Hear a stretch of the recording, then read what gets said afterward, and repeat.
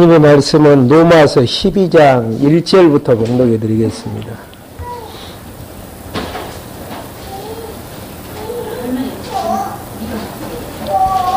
로마서 12장 1절입니다.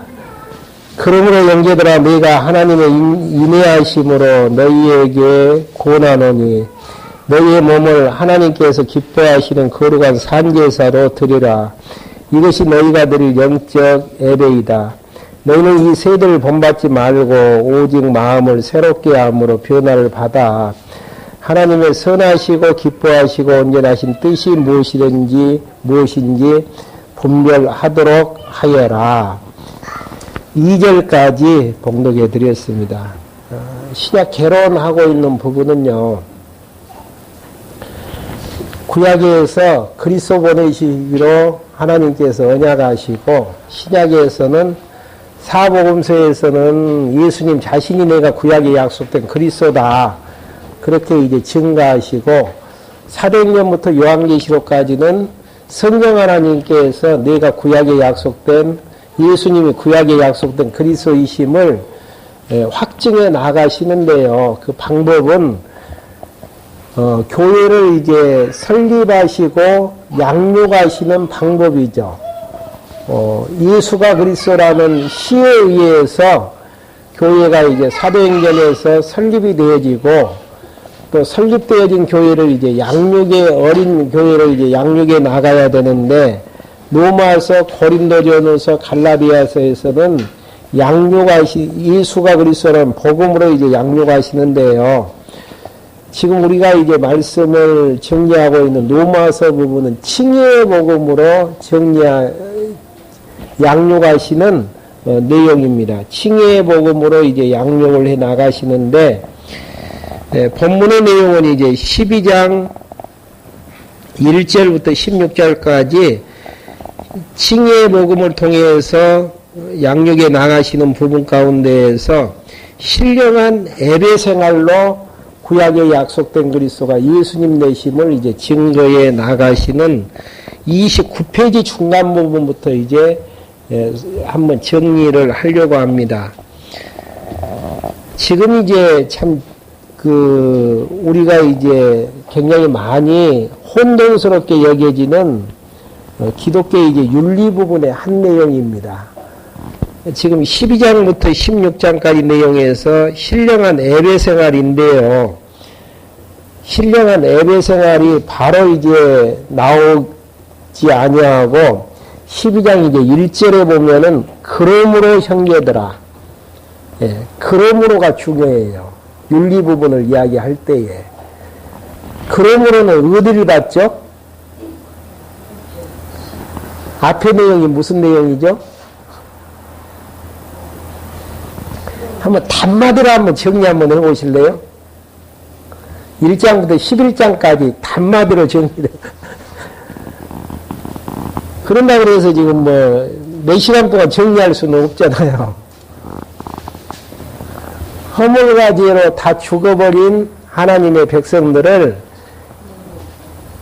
예수 그리스도를 보내셔서 죽게 하시고 부활시켜서 의롭다고 하심으로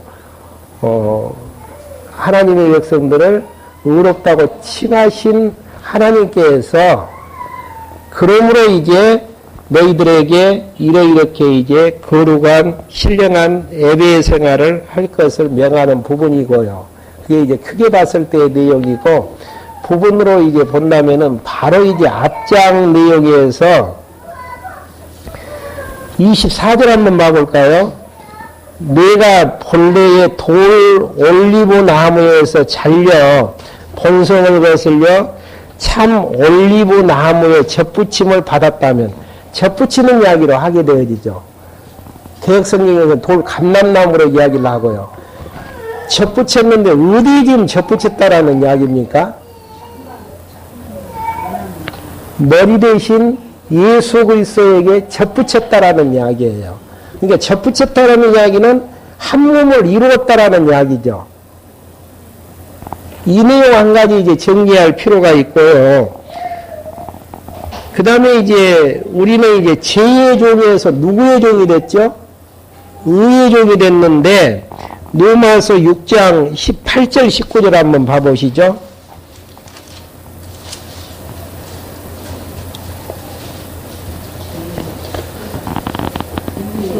6장 18절 죄에서 해방되어 누구에게 종이 되었다고요? 의의 종이 됐다. 여기서 종이 됐다라는 이야기는 무슨 이야기예요? 주인의 말을 들어야 된다라는 이야기죠. 여기에서 이제 한 가지 정리를 하고 넘어가야 될 부분은 이율론의 사고는 종이 명령을 하니까 종이 그 일을 행해나가는 이율론의 사고방식이고요. 이율론의 사고는 접붙임하고 성격을 동일시해가지고 머리가 명령을 하면은 지체는 받아서 행하는 피동적인 종에 대한 개념. 그러니까 자꾸 이게 윤리 부분에서 우리에게 이제 부담스럽고 힘들어하는 부분 중에 한 가지가 이율론의 사고에서 종의 개념을 보니까 그래요. 그러니까 죄의 종이 되겠든지 의의 종이 되겠든지 내 자유는 있습니까 없습니까? 개별적인 자유는 전혀 없죠. 둘 중에 하나예요. 죄의 종로를 해서 죄에 매여서 마음은 온이지만 육신이 약해서 자꾸 죄의 종으로 끌려가는 자기 자신을 탄식했던 사도 바울의 고백처럼 죄에 매여서 자기는 어쩔 수 없다니까요. 자기는 어쩔 수 없이 죄에 매이는 죄의 종이든지 아니면은 머리 대신 예수 그리스도하고 접붙인 상태에서 의의 종으로 살아나가든지. 근데 이제 윤리 문제를 계산할 때에 자꾸 이제 이율론의 사고에서 하나님께서 머리가 명령했으니까 명령대로 내가 살아야 된다라는 그 개념 속에서 정리하다 보니까 안 되는데 어떻게 살 수 있느냐라는 이야기예요. 외식이 나아지고 거짓이 나아지고 위선이 나아지는 이제 부분들. 그러니까 여기에서 이제 신령한 예배 생활이라는 것은 널리 나아지자는 그 위에서 세 번째 줄에서 모두가 죄인되어졌었는데 그리스도 안에서 의롭게 되어졌기 때문에 그러므로 머리 대신 그리스도의 지체로서의 생활, 쉽게 이야기하면 지체라는 의미는 머리하고 몸하고 연결되어지는 생명을 공급을 받는 상태에서의 생활 자체가 신령한 예배 생활이라는 이야기. 그리고 이제 뭐 약한 자, 강한 자, 뭐 주요 환경들 이런 모든 것들이 다 이웃하고 관계 있는 부분들입니다. 오른손하고 왼손하고 어떤 관계예요? 이웃 관계로 설명하는 거예요. 네. 그렇게 정리를 하면 되어져요. 그러니까 오른손이 움직인다라는 이야기는 무슨 이야기입니까? 머리에 명령이 있지 아니하고서는 안 되어지죠. 머리에 명령을 안 만든다라는 이야기는 생명력이 공급이 안 된다든지 단절되어졌다라든지. 그렇게 이제 정리를 하면은 칭의의 복음으로 은혜가 깨달아지는 것만큼 머리에서 지령을 받아서 몸의 행동은 나올 수밖에 없는, 비례해서 나올 수밖에 없는 그런 형태로 이제 정리를, 이론론의 내용으로 정리를 하면은 로마서 이제 12장부터 내용이든지 뭐 에베소서, 빌립보서, 서신서 부분들이 그렇게 어렵지를 않아요. 제가 이 처음 순천에 와서 강론할 때 에베소서 한 기억이 나지는데요. 거기에서 이제 정리를 하면서 행동에 대한 내용들을 어떻게 생각을 정리를 해야 되는가에 대한 부분을 단마디로 이야기했을 때에 교회로서의 생활로 정리하면 답은 깨끗이 정리될 수 있다. 교회로서의 생활. 더 구체적으로 하면은 교회 머리에 통치를 받아서 몸으로서 생활을 하는 걸로 정리를 하면은 교회 생활 문제는 정리가 쉽게 되어지지 않느냐. 교회로서 생활로 정리를, 칭의 복음도 마찬가지죠. 이웃을 사랑해라? 오른손이 이웃을 사랑하는 거라니까요. 그것도 내가 오른손이 사랑하는 게 아니죠. 머리에서 약하니까 사랑하고, 강하니까 보호해주고, 약점을 보호해주고 하는 부분으로 정리를 하게 되어지면은 그러니까 이런 부분들만 이론론의 사고에서 생활에 대한 부분을 정리만 되어지면은 읽어 나가면서 정리하면은 되어질 부분이지 자꾸 이제 무엇에 걸려들냐면은 성경을 교훈 쪽에서 보는 데에서 이론론의 사고를 머릿속에서 형성한단 말입니다. 하나님이 이렇게 하라고 했기 때문에 내가 내 열심으로 무엇을 해야 된다라는 거. 그거 아니에요. 지금 이미 머리 대신 예수 그리스도는 언제부터 지금 오셨습니까? 사복음서에서 오셔서 교회 기초를 만드셨단 말입니다. 그리고 이제 사도행전에서 계시록까지는 그 몸이 이제 씨앗이 뿌려지면서 양육되어지고 무장되어지고 이제 비질과 투쟁하면서 최종적으로 이제 승리까지 가지는 과정들을 그리고 있는데 승리가 보장된다라는 이야기는 무슨 이야기예요? 머리에 의해서 교회가 움직이기 때문에 승리가 보장되어지는 것이지 만약에 명령했으니까 내 힘으로 어떻게 승리한다라는 것은 있을 수 없는 내용들이죠. 그러니까 지금 행위에 대한 윤리 부분이 나왔기 때문에 가장 직접적으로 이제 12장을 출발하면서 정리해야 될 부분은 여기에 이제 우리 바른 성경에는 돌, 올리브, 그냥 개혁성경에서는 돌 감람나무에서 그냥 댕강 띄어가지고 그냥 창감람나무는 누구죠? 예수 그리스도죠. 예수 그리스도에게 접붙여 놨기 때문에 요한복음 15장에 보면 포도나무 비유하고 똑같아요. 포도나무가 열매를 맺힐 수 있는 방법은 무슨 내용입니까? 포도나무 가지가 포도나무에 붙어 있기만 하면은 과실은 저절로 맺히게끔 되어 있는 원리. 예. 뿌리가 영향을 받아서 나무에 의해서 가지가 열매를 맺히게 하는 것이지, 내가 맺는 열매는 아니고, 이웃이라는 개념도 오른손하고 왼손 관계, 오른발하고 왼발 관계로 생각을 하면은 서로 사랑하고 말고도 없어요. 머리하고만 연결이 되어지면은 사랑해 지는 생활이 가능한 부분들이죠. 근데 이게 그렇게만 이제 정리를 하면서 그 표 하나 만들어 놨죠. 먼저 인간의 불의는 우리 것만 한번 봐보죠. 인간의 불의는 하나님의 작정에 의해서 하나님께서 우리를 불의 가운데 빠뜨렸는데, 의롭게 되어지는 것은 하나님이 주체가 되어져서 우리를 의롭다고 구원을 하셨고, 성도의 생활은 은혜의 감동 속에서 하나님의 나가시는 작업들이에요. 근데 이제 보수주의에 대한 부분들이 이언론의 사고죠. 중간 부분요. 하나님께서 인간이 선악을 하는 열매를 따먹으려고 하니까 어떻게 했습니까? 허용해버렸어요. 예, 따먹어라. 그 이야기는 무슨 이야기입니까? 하나님 책임이 있다는 이야기입니까? 없다는 이야기입니까? 책임이 없다는 이야기예요. 그 대신 이제 공범죄가 이제 적용이 되어지는 부분들이죠. 그래서 이제 하나님께서 은혜로 이제 구원을 하셨는데, 그러면 이제 생활 문제를 어떻게 해야 될 것인가? 보수주의에서는 하나님이 은혜를 베풀어 주셨기 때문에 은혜의 보답 차원에서 이렇게 이제 생활을 해야 된다. 그런 이제 의미로 보수주의 시작, 구속사 시작에서는 인간이 죄를 지어서 타락 가운데 있으니까 하나님께서 예수 그리스도 보내셔서 은혜로 구원을 하셨기 때문에 은혜의 보답 차원에서 결국은 이렇게 충성하고 봉사하고 이웃을 사랑하면서 살아야 된다. 근데 하나님께서 이제 성경이 말하는 부분은 그게 아니죠.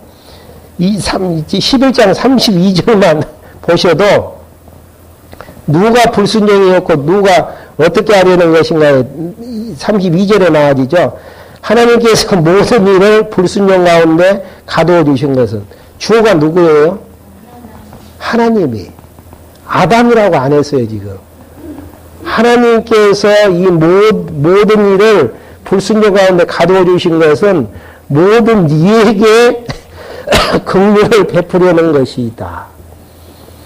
그러면 이야기는 무슨 이야기냐면은 쉽게 한번 정리해 드릴게요.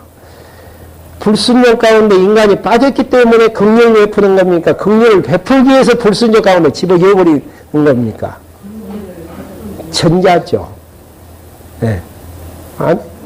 후자. 네, 죄송합니다. 후자. 목적이 중요해요. 왜 긍휼을 베풀기 위해서 불순종 가운데 넣으시냐면은 영혼에서 선택을 했는데도 은혜가 은혜인 일을 깨닫지를 못한단 말입니다. 그러니까 총체적으로 보면은 선악을 아담이 따먹는 그 자체는 이 후자로 봤을 때는 좋은 겁니까? 안 좋은 겁니까? 과정에서는 안 좋게 보이지만은 전체적으로 보면 좋게 하기 위한 하나님의 출발점이라고 준비작업이라고 생각을 하시면 되어지죠. 이런 이제 성경 기절을 보면은 아담이 선악을 하는 열매를 따먹게 되어지는 해답이 간단한 한 기절로 지금 드러나지는 부분들이죠. 은혜를 깨닫게 하기 위한, 긍휼을 베풀기 위해서 죄를 지었기 때문에 죄를 하기 위한 내용이 아니고 이미 창세의 그리스도 안에서 우리를 선택해 주셨는데 선택해 주신 은혜가 은혜되어진 걸 깨닫게 하기 위해서 불순종 가운데에서 사형선고를 매기고 심판에서 다시 구원케 하시려는 하나님의 섭리를 통해서 하나님이 얼마나 우리를 사랑하셨는가에 대한 사랑을 깨닫게 하기 위해서, 그래서 그 사랑의 감동만 있으면은 얼마든지 머리에 지령받아서 신앙생활이 가능하다니까요. 그냥 다 사도 바울이 논리적으로 칭의에 대한 복음들을 이야기하면서 몇 가지만 이제 치려서 성경 기절 이야기를 드렸지만은 바로 이제 그러므로를 바로 11장하고만 연결하면은 돌 올리브 나무를 찍어서 창 올리브 나무에 접붙였다. 접붙인 관계는 한 몸 됐다라는 생명을 받는다라는 이야기 아니에요. 그리고 이제 1장부터 11장까지 내용으로 크게 보면은 죄인을 다 죄인인데 하나님께서 의롭다고 칭하게 되어져서 의롭다고 거룩하다고 인쳐주시는 하나님의 백성을 하나님이 이제 살게 나가시는 생명력에 의해서 살게 하시는 이런 이제 부분으로 정리를 하시면 되어집니다. 먼저 이제 은사를 실행하는 생활인데요. 이게 각자는 손이 하는 일이 있고 발이 하는 일이 있고 눈이 하는 일이 있단 말이에요. 그 일만 하면 되어져요. 눈이 하는 일이 있는데 그 은사가 있는데 발이 하는 일을 할 필요는 없는 거예요. 자기 일을 하는 거란 말입니다. 자기 일을 하는 것이고 그 다음에 시간이 남는다든지 강한 자가 있으면은 다른 사람을 붙잡아주고 보충해주는 작업들. 먼저 이제 신령한 예배 생활에서 은사를 실행하는 생활에서 먼저 이제 은사를 실행을 해 나가는데요. 먼저 이제 은사를 실행하는 조건을 구비하는 부분이 12장 1절부터 8절까지 나와집니다. 이게 은사를 실행하려면 조건이 갖추어져야 돼요. 그 조건이 12장 1절부터 8절까지 나와 있는데요. 그러므로 형제들아 너희가 하나님의 인내하심으로 너희에게 권하노니 너희 몸을 하나님께서 기뻐하시는 거룩한 산제물로 드려라. 구약의 제물은 어떤 제물이었죠? 죽은 짐승으로 드렸는데 예수 그리스도가 십자가에 죽으심으로 우리가 이제 다 살려놓으셨잖아요. 그래서 이제 산제물, 살아있는 예수 그리스도의 생명으로 산 우리 자신들을 하나님 앞에 이제 드리는 이제 작업이 영적인 작업인데 2절에서 이제 첫째 번 조건이 나와지죠. 너희는 이 세상을 본받지 말고 너희 마음을 새롭게 함으로 변화를 받아 하나님의 선하시고 기뻐하시고 온전하신 뜻이 무엇인지를 분별하도록 하라. 세대 본받지 말고 누구의 뜻 분별하라는 이야기입니까? 하나님의 뜻. 하나님의 뜻 분별은 전제가 뭐예요? 여기는 안 나와 있지만은. 그러죠. 진리가 내 머릿속에 들어오게 되어졌을 때에 하나님이 기뻐하시는 것, 하나님이 싫어하시는 것에 분별력이 생겨진단 말입니다. 그러니까 진리라는 이야기는 안 나와졌지만은 지금 그 뜻 분별은 머리에서 이제 진리에 대한 지식이 들어와졌을 때 가능한 부분들이고, 이게 뜻이, 분별력이 생겨지게 되어지면 2절에서는 어떤 현상이 일어나지는가? 내게 주신 은혜로 말미암아 너희 각 사람에게 말하노니 마땅히 생각할 그 이삭의 생각을 품지 말고 오직 하나님께서 각 사람에게 나눠 주신 믿음의 분량대로 건전한 생각을 하여라. 그러니까 선악에 대한 분별이 머릿속에서 정리가 되어지면은, 지식이 있게 되어지면은, 그 다음에 마음속에서 뭐가 생각이 되어지죠. 허황된 생각을 하지 아니하고 하나님이 기뻐하시는 믿음의 분량만큼의 그런 생각이 되어지면서, 그러면 그 생각대로 행동을 표출하는 게 뭡니까? 행동이죠. 은사 따라서 행동에 나가는. 그러니까 진리가 내 머릿속에서 선악에 대한 분별, 하나님의 뜻을 분별하게 되어지면은 우리 생각이 하나님이 주시는 분량만큼의 생각이 가능해요. 그리고 그 생각 따라서 결국은 행동, 은사가 가능한데, 이제 바로 뒤에 이제 은사에 대한 부분들로 나올 거예요. 은사의 생활이 나오는데, 이게 갖추어지는 작업들이 공부하는 작업들이란 말입니다. 그러니까 왜 이게 말씀 운동에서 그렇게 행동이 더디게 이게 나와지는가에 질문을 종종 받을 때가 있거든요. 기존에서의 교회는 그냥 행동, 지침에 의해서 행동케 만들어버려요. 어떤 규범에 의해서. 근데 이게 우리가 추구하는, 우리 교회가 추구하는 행동에 대한 내용은 진리 공부 열심히 해서 지금까지는 타락한 이 세대를 본받는 생각, 머릿속에서의 분별력에서 내조한 것만 했는데, 이제는 하나님께서 좋아하시는 걸로 분별을 하는 작업들이 이제, 되어지고, 그게 이제 우리의 생각에서 자리 잡는 부분에서 생각을 이제 더하게 되어지면은 사상과 주의로 이제 변화되어지는 부분들이죠. 그렇게 되어져서 행동까지 나오기까지의 시간대가 굉장히 많이 이제 길게 되어지는. 행동이 안 나아진다는 이야기는 무슨 이야기입니까? 하나님이 기뻐하시는 뜻대로 생각지 못한다는 이야기고, 결국은 이제 선악에 대한 분별력이 약하다는 이야기는 공부의 양이 아직 부족하다는 이야기고, 그러니까 행동 이렇게 살아나갑시다라고 이야기하기보다는 가장 기본적인 이야기, 함께 공부합시다. 그 이야기가 맞는 이야기예요. 네. 함께 공부합시다. 그래야만이 아는 것과 믿는 걸로 하나가 될 수가 있단 말입니다. 하나 되어지는 방법은 다른 거 없어요. 같은 진리로 한 생각 품게 되어지고, 한 생각 품게 되어지면은 그 길 나아갈 수 있는 부분들이고, 그래서 지금은 좋은 시대에 우리가 이제 산다라는 이야기는, 이게 이제 인터넷으로 녹화가 안 된다든지 또 다른 강의안이 없다든지 하게 되어지면은 이거 못 들으면 못 듣잖아요.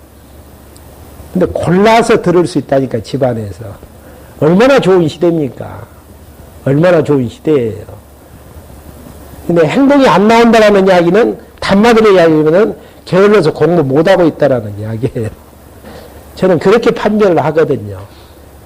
게을러서 못하든지, 도저히 환경이 공부할 수 있는 환경을 안 주든지. 네. 그러면 이제 우리의 기도라는 게, 하나님의 뜻대로 생활하기 위해서는 기도할 때마다 하나님 공부할 수 있는 환경과 마음 허락해 달라고 기도하는 게 하나님의 뜻을 구하는 기도 아니겠습니까? 그 기도 자체도 하기가 싫다. 그 이야기는 선택한 백성이라면은 어둠 속에서 깨닫게 하기 위한 하나님의 이제 섭리 가운데로 들어간다라고 보면은 되어지는 부분들이죠. 그만큼 행동이 쉽지가 않아요. 그러니까 진리만 들어가면 나아지는 게 아니고, 또 내 안에 예수 믿기 전에 있는 육체 소유하고 싸워가지고 그것을 또 이겨서 무너뜨려야만이 이제 생명의 행위가 나와질 수 있는 것 아니겠습니까? 그러니까 여기에서 이제 그 교환 부분에서도 은사를 실행하는 생활 가운데에서 먼저 나아진 게 은사 실행의 조건을 구비해야 된다라는 거. 참 중요하죠. 원리 부분이라고 생각하시면 되어집니다. 뜻분별 마음의 분량대로 생각하고 은사 따라 생활해 나가는, 그러니까 이제 그 밑에 이제 해석에 놨듯이 그리스도의 지체들로 살아나가는 형제들의 몸을 하나님께 받으실 만한 거룩한 제물로 이제 드리는 실행의 이제 조건들이 이제 나와 있죠. 그 다음에 이제 지체의 은사대로 실행하는 부분인데요. 구체적인 생활 지침, 타인과의 생활 지침, 원수에 대한 행동 지침. 먼저 이제 9절부터 14절 그 구체적인 생활 지침 한번 봐보죠. 사랑은 거짓이 없어야 하나니 악을 미워하고 선에 속하여라. 형제의 사랑으로 서로 사랑하고 존경하기를 서로 먼저 하며 게으르지 말며 부지런하며 영으로 뜨겁게 주님을 섬겨라. 소망 중에 즐거워하고 환난 중에 참으며 기도에 항상 힘써라. 성도들이 필요한 것들을 공급하고 나그네 대접하기를 힘써라.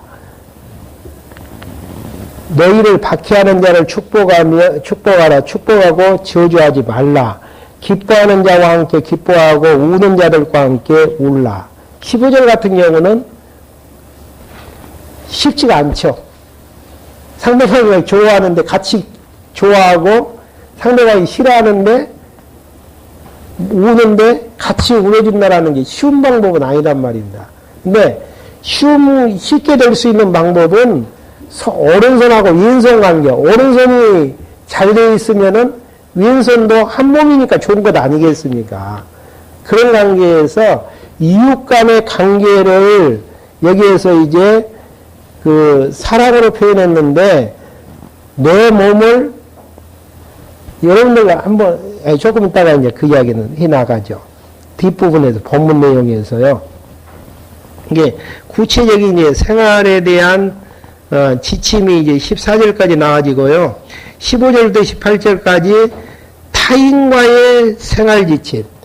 그러니까 한 몸이라고 생각했을 때 너와 나의 관계로 정리가 되어지지만은 머리 대신 예수 그리스도의 교회로서의 생활로 보게 되어지면은 이웃 자체가 그리스도의 몸으로 생각하기면은 되어질 부분이죠. 17절 한번 봐보실까요? 아무에게도 악을 악으로 갚지 말고 모든 사람 앞에서 선한 일에 힘써라. 할 수만 있으면 모든 사람으로 더불어 평화롭게 하여라. 모든 사람으로 더불어 평화롭게 한다라는 의미도 오른손하고 왼손하고 싸우면 어떻게 됩니까? 내 몸만 망가져요. 그런 연관관계로 정리가 되어지면 쉽게 정리될 수 있는 부분들 아니겠습니까? 이게 이론론적인 그 교회 생활 문제로 정리가 되어지면은 어렵지 않고 내 믿음의 분량만큼만 살면 되어져요. 어린아이는 어린아이 모습대로 사는 게 이쁘다니까요. 어른은 어른의 모습 가운데 모습으로 살아나가는 게 이쁜 모습이고요. 근데 어린아이가 어른 흉내를 내는 것도 꼴불견이죠. 뭐가 맞지 않는 부분들이고요. 뭐 약하면 약한 대로, 강하면 강한 대로 뒤에 다 나와지는 부분들이에요. 그런 이제 교회 몸으로서의 정리를 하게 되어지면은 이해가 되어지는 부분이고, 이것을 행하기 실현한 예배를 생활을 하게 하는 주체가 누굽니까? 그건 정리하고 넘어가죠. 머리에 의해서 가능한 부분들이죠. 머리에 의해서. 손발에 의해서 가능한 부분들이 아니고 머리에 의해서 이제 되어질 부분들입니다. 그 다음에 원수에 대한 부분들, 그 다음에 상황에 대처하는 생활 가운데서 13절, 지금 이 말씀을 할 때가 어떤 상황이죠? 이스라엘이 세계는 누구의 통치 안에 있습니까? 로마의 통치하에 있기 때문에 하나님이 로마를 세우셨다라는 이야기, 필요에 따라서. 하나님께서 구약서를 보면은 다 세우셨던 이유가 있죠. 애굽을 세우는 이유는 뭡니까? 400년 동안 종살이 시키기 위해서. 그 다음에 또 아수르를 세운 이유는 뭐예요? 북이스라엘을 멸망케 하기 위해서. 바벨론을 세운 이유는요. 남중을 멸망케 하기 위해서. 페르시아를 세운 이유는, 메디아 파사를 세운 이유는요. 70년 포로에서 돌아오게 하기 위해서. 로마를 세운 이유는요. 예수님을 십자가에 죽게 하시기 위한. 그러니까 다 하나님이 정하신 뜻이 있어서 선택한 이스라엘 백성도 세워나가, 나라로 운영해 나가시지, 세워서 설립해 나가시지만은 이방 국가들도 다 필요에 따라서 세웠다가 무너뜨리고 그러기 때문에 하나님의 뜻이 있어서 세워놨기 때문에 거기에 굴복하라는 이야기예요. 예를 들어서 애굽이 400년 동안 종살이 시키는데 반항하면은 뭐가 어긋나집니까? 여호와의 언약이 무너나 버리죠. 바벨론 70년 포로에 잡혀가고 있는데 40년만 해달라고 애걸 먹거란다고 되어질 부분입니까? 안 되어진다니까요. 그런 의미에서 하나님이 세우신 권력자들에게 복종하고 순종하라는 거예요. 다 때가 되어지고 희망케 하려면은 하나님이 다시 무너뜨리고 다른 국가를 세우기 때문에 이해가 되시는 대목이죠. 그런 부분에서 상황에 따라서 로마의, 그러니까 그렇게 생각하시면 되지. 악한 왕을 세운다라는 이야기는 무슨 이야기예요? 백성들을 힘들게 하시겠다라는 하나님의 뜻이 담겨져 있고, 선한 왕을 세운다라는 이야기는 하나님께서 백성들에게 평안함을 주시겠다라는 이야기고요. 또 내 주위에 가시 같은 인물들을 배치한다라는 이야기는 뭐예요? 나를 나에게 하나님의 백성으로 교육해 하기 위한 하나님의 섭리가 있다라고 생각하시면 된다. 이게 상황에 대치하는 생각이라니까요. 가정도 어려움도 없고, 대해지는 일도 이웃도 어려움도 없고, 그렇게 얘기한다라는 이야기는 무슨 이야기입니까? 편안한 상태에서 여호와 하나님 경외하시려는 같구나. 근데 우리는 가능하면 내가 좋은 환경 만들어가지고 신앙생활을 하려고 하는 그 자체. 하나님의 이 세계 뜻 정해놓고 그 주권적으로 섭리해 나가시니까 염려하지 말고 하나님의 뜻에 악한 왕 세워서 박해보는 박해 받으라 그 이야기예요. 좋은 왕 세워서 평강이면은 평안한 상태에서, 그러니까 공고한 날 이르면은 기도하고 형통한 날 이르거든 찬송하라는 의미가 그 이야기. 왜? 하나님이 때를 정해놓고 기한을 정해놓고 역사하시기 때문에. 그러니까 그런 의미에서 이제 상황을 대치하는 생활. 그래서 세워진 권세에게 굴복하라. 왜 굴복해야 되는가? 하나님이 세우셨기 때문에. 그 다음에 이웃을 사랑하며 경성하라는. 그 다음에 30페이지 보시면은 빛을 져야 되는데 무슨 빛만 지라는 이야기예요? 사랑의 빛만 져라는 이야기. 우리는 선배들에게 사랑의 빛 졌죠. 그 갚을 필요 없어요. 대신 내가 누구를 위해서 사랑을 베풀어주면 됩니까? 후배들에게 베풀면 되어지죠. 그런 의미에서 사랑의 비례에는 지지 말라라는 이야기. 그러니까 나에게 말씀을 연구해서 전달해준 선배가 있었기 때문에 오늘의 내가 있은 거예요. 사랑의 빚진 게 아닙니까? 그걸 그러면 뭐 선배한테 이제 물론 갚아야 될 부분도 있지만은 그거 다 못 갚잖아요. 그럼 나는 이제 후배를 위해서 또 진리에 대한 탐구와 연구를 하게 되어지고 값없이 또 나누어주는 작업들. 그런 빛으로 이제 생각하면 사랑의 비대에는 지지 말라라는 이야기가 의미가 있는 부분이죠. 빛의 갑옷을 입고 육신의 옷을 도모하지 말라. 당연한 이야기죠. 하나님의 선하신 뜻을 분별하는데 육신을 도모하려야 할 수가 없는 부분들이죠. 하지 말라 그래서 안 하는 게 아니고 하나님의 뜻 분별에서 은혜가 깨달아지고 사랑이 깨달아지는데 제정신 가지고는 쉽지가 않죠. 어린 상태에서는 가능하죠. 어린 상태에서는. 약자를 보호하는 생활, 우리 몸 가운데서 가장 연약한 부분들 있잖아요. 여러분 성형수술하면 어디를 하시겠어요? 가장 약점으로 지적되어지는 그런 부분들을 이쁘게 만들고 돋보이게 만들기 위해서 그 부분을 보호하고 치료하고 하잖아요. 똑같은 원리로 생각하시면 되어져요. 교회 안에서도 누구 중심으로요? 약자 중심, 어린 자 중심으로. 이게 은혜를 깨닫게 되어지면은 가능한 부분들이죠. 한번 그러면 약자를 보호하는 경우가 어떤 부분인가? 14장 1절 한번 봐보실까요? 판단하지 않는 게 보호하는 거라니까요. 믿음이 연약한 자를 받아들이고 그의 의심하는 것을 비판하지 말라. 어떤 이는 모든 것을 믿을 만한 믿음이 있으나 먹을 만한 믿음이 있으나 죄송합니다. 연약한 자는 채소를 먹는다. 먹는 자는 먹지 않는 자를 옵신여기지 말고 먹지 않는 자는 먹는 자를 판단하지 말라. 이는 하나님께서 그를 받으셨기 때문이다. 하나님께서는 채소 먹는 자, 육식 먹는 자, 뭐 이것 먹는 자, 저것 먹는 자를 다 선택한 말씀을 받아놨는데 못 받겠다 그 이야기예요. 좀 성숙하다 그래가지고 어떻게 육고기를 먹느냐, 제사 음식을 먹느냐, 그건 금한 부분이다. 먹지 말라. 근데 믿음이 약하면 맛있으니까 먹는단 말입니다.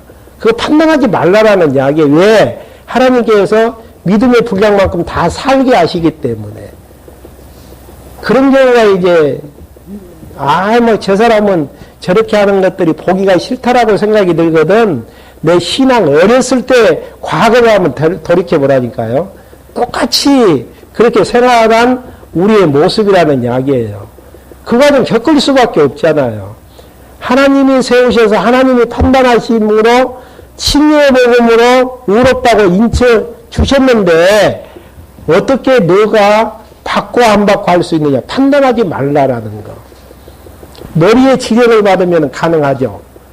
머리의 뜻이 내 뜻이고 아닌 것은 아니다고 판별을 하는 것이고 머리에 의해서 판별이 되어진다니까요. 근데 내 뜻대로 하게 되어지면은 내 마음대로 판단하는 경우가 이제 되어지는 부분들이죠. 그러니까 여기에서 신령한 예배 생활에 대한 옳는 부분에 의해서 나와지는 실제적인 생활은 약자를 보호하는 생활인데 약자를 보호하는 것은 첫째 판단하지 말고 어떻게 하라는 이야기인가. 약자를 사랑으로 배려하라는 거. 13절 한번 봐보시죠. 그러므로 우리가 더 이상 서로 판단하지 말자. 걸린 돌이나 걸려 넘어지는 것을 형제들 앞에 두지 않기를 결심하여라. 내가 주 예수 안에서 알고 확신한 대로 무엇이든지 그 지체에 속된 것이 없으나 다만 어떤 것을 속되다고 여기는 그 사람에게만 속된 것이다. 나는 음식 때문에 내 형제가 근심하게 되면 너는 사랑을 따라 행하는 것이 아니다. 그리스도께서 대신 죽으신 그 사람을 너의 음식으로 망하게 하지 말라. 하나님이 선택해서 예수님을 대신 그 형제를 위해서 죽게 했는데 제사 음식은 먹어야 된다. 개고기는 먹어야 된다. 안 먹어야 된다. 이것 가지고 망하게 하는 행위를 하지 말라라는 거. 왜? 하나님께서 세우셨기 때문에. 그러므로 너희의 선한 것이 비방을 받지 않도록 하여라. 하나님의 나라는 먹는 것과 마시는 것이 아니고 오직 성령 안에서 의와 평강과 기쁨이다. 머리 대신 예수 그리스도의 사랑을 깨닫고 그 은혜의 감동 속에서 평안과 기쁨 속에서 살아나가는 것이지, 이것이 맞다 저것이 맞다 막 시시비비를 가려가지고 상막하게 만든다든지 그렇게 하는 것은 아니다라는 이야기예요. 여러분들 어린아이들이 어린아이 일을 하게 되어지면 어떻게 해요? 어린아이 수준에서 이해를 하는 게 성숙한 어머니의 역할이고 할머니의 역할이잖아요. 안 그럽니까?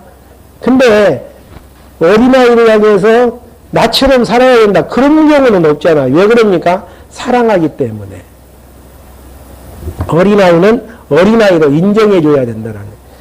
교회가 왜 상막할 수밖에 없나? 어떤 성경의 잣대에 의해서 판단을 하는 데에서 그냥 어린아이의 모습이 나지만 어린아이이기 때문에 그렇게 나아진 것 같구나. 성숙하면은 성숙해서 나아진 것 같구나. 그리고 이제 한 가지 더 생각해야 될 건 방금 읽어드렸듯이 15절에서 그리스도께서 대신 죽으신 그를 너의 음식으로 망하게 하지 말라라는 거. 제사는 먹어야 된다 안 먹어야 된다 그건 아무것도 아니에요. 중요한 부분은 머리 대신 예수 그리스도를 중심으로 해서 한 지체가 되어졌고 한 몸 되어졌다라는 그 자체가 더 중요한 부분이라는 이야기입니다. 그 다음에 이제 19절부터 21절까지는 화평의 일과 덕을 세우는 일에 힘쓰라는 이야기입니다. 그러면 우리가 화평의 일과 서로 덕을 세우는 일에 힘쓰자. 음식 때문에 하나님의 일이 무너지게 하지 말라. 모든 것이 다 깨끗하나 남을 걸려 넘어지게 하며 먹는 그 사람에게는 악한 것이다. 도리어 그걸 따지는 쪽이 더 악하다는 이야기예요. 그러니까 하나님께서 말씀을 통해서 성숙시켜줄 때까지 기다리는 작업이죠. 그래서 서신서에 보면은 많이 나아지는 그 성령의 열매 중에 한 가지가 오래 참음이에요.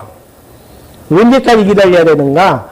어려서 장성한 물량까지 스스로 걸음마에서 투쟁할 때까지 참고 기다려주는 거. 그것은 성숙한 자만이 가능하고요.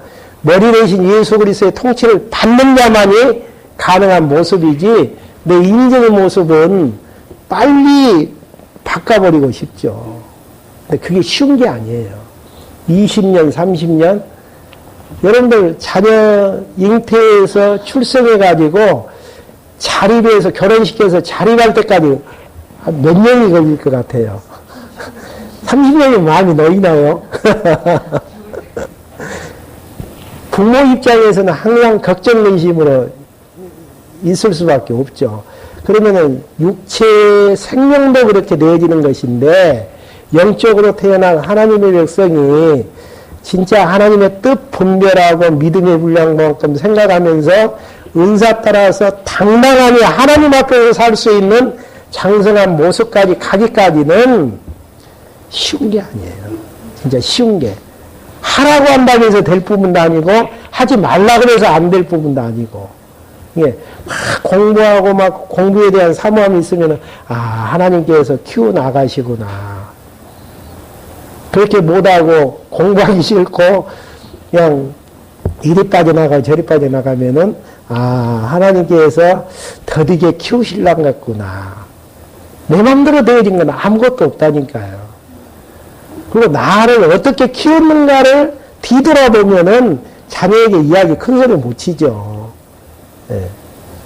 그런 원리에서 여러분들이 이제 로마서 12장부터 16장까지 내용을 정리하면은 그렇게 어렵지 않는 부분입니다.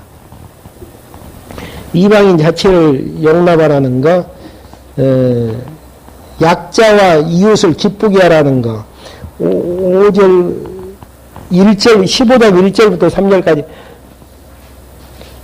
우리 강한 자들이 마땅히 연약한 자들이 약점을 담당하고 자기만을 기쁘게 해서는 안 된다. 거꾸로 이야기하면은 자기만을 기쁘게 해서 호령하고 큰소리치는 자는 성숙한 자라고 하는 자는 결국은 어려서 그래요. 덜이요. 그리고 연약한 자의 약점을 감당하고 보호해 준다라는 이야기는 성숙한 자만이 가능한 부분들. 인위적인 방법으로 될 문제가 아니다니까, 이 문제가.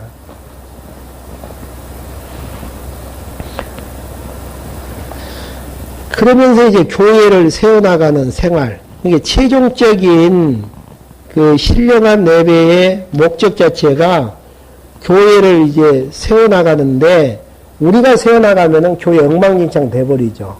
근데 머리 대신 예수 그리스도가 계획대로 키우셔서 성숙계에서 키워나가시기 때문에 가능한 부분들이죠.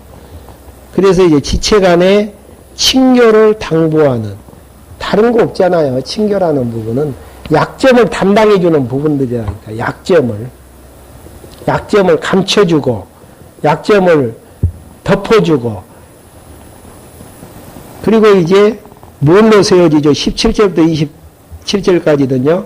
진리로 세워짐을 찬양하게 되어지는, 딱 시간 되어졌네요. 그냥 넘어와서 끝나려고 조금 진도를 빨리 했습니다. 근데 원론적인 부분만 정리를 정확하게 하시면은 가능한 부분들이에요. 이 부분을 11장 부분으로 돌 올리브 나무를 잘라서 참 올리브 나무로 접붙였다라는 그 이제 직접적인 내용하고, 또 이제 근본적인 내용으로 이야기했을 때는 1장부터 11장까지 조금 더 확대시키면은 머리 대신 예수 그리스도가 성취되어졌던 마태복음 1장부터 이제 정리가 되어져야 되겠죠. 그렇게 이제 확대해 나가는 작업들. 그리고 교회 생활인데, 교회로서의 생활은 이론론의 사고로 내가 지금 정리를 하고 있느냐, 이론론의 사고로 정리를 하고 있느냐, 그 부분만 정확하니 성경적으로 정리만 되어지면은 답은 쉽게 낼 수 있는 부분들입니다. 이렇게 해서 칭의의 복음을 이야기한 다음에 다음 시간에는 건덕의 복음, 이게 이웃 중심의 생활 부분으로 교회를 이제 세워나가는 내용으로 이제 정리해 나가는 부분입니다. 질문 있으시면 질문해 주시고요. 없으시면은 마치겠습니다.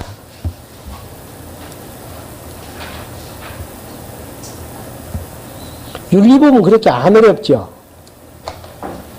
어렵나요? 왜 실천했다가 강조를 해요? 머리가 하시는 일에 대해서. 그래야 되는데, 그게 좀 놓치는.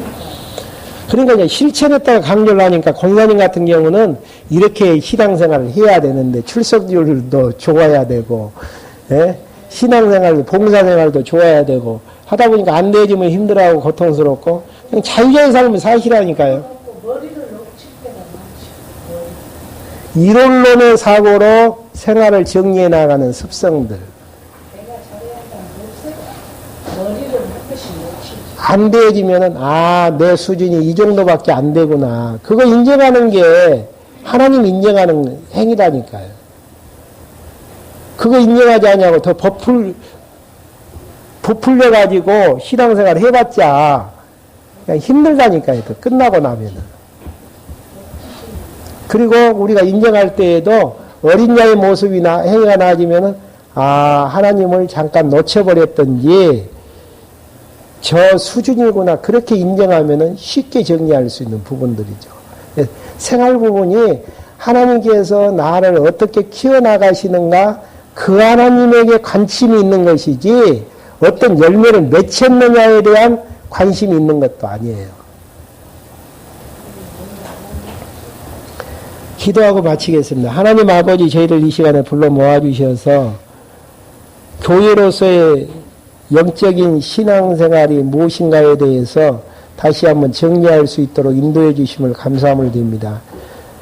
성경신학의 진리가 없었던 늘 저희들에게는 아름다운 자유자의 삶이 없었는데, 성경신학 허락하여 주셔서 깨닫게 해주심으로 자유자의 삶을 살아나갈 수 있도록 인도해 주셨음을 감사함을 드립니다. 더욱더 할만하시거든 하나님의 말씀을 들을 수 있는 환경과 마음 허락하여 주셔서 장성한 분량까지 가게 되어지므로 그리스도를 통해서 승리하는 모습 속에서 살아계신 하나님의 형상을 발견해 나갈 수 있도록 인도해 주시옵소서. 예수 그리스도의 이름으로 기도했습니다. 아멘.